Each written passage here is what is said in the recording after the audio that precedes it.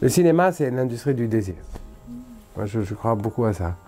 Les personnages, ils doivent faire envie, les films doivent faire envie. Quand on écrit un film, on a suscité le désir, et donc il faut créer un peu ce désir.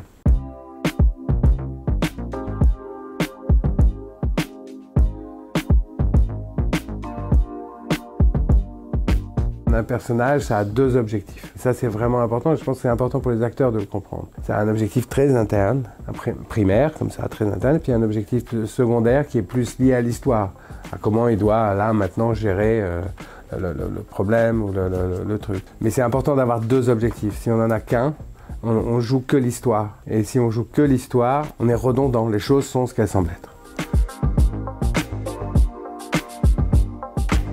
Il faut la laisser t'amener vers l'engueulade, en fait. Okay. C'est elle qui t'amène vers ça. Toi, je trouve ça formidable. C'est une vraie proposition de ce truc d'être plus victime. Et que j'ai trouvé vachement juste.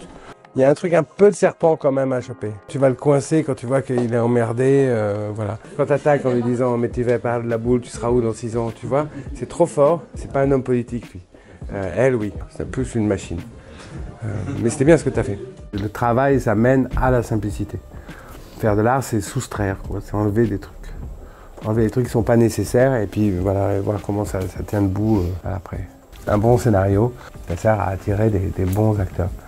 Et donc il faut leur donner à manger, donc il faut que le rôle soit aussi épais que possible pour qu'on puisse en comprendre un truc. Ça suffit comme une porte d'entrée en fait. Enfin, c'est intéressant, moi c'est la première fois que je fais ce truc de faire jouer des scènes par des gens différents. Alors après c'est des natures différentes aussi, des jeux différents. Tu vois, les monologues, ils étaient très différents, les deux monologues, vraiment.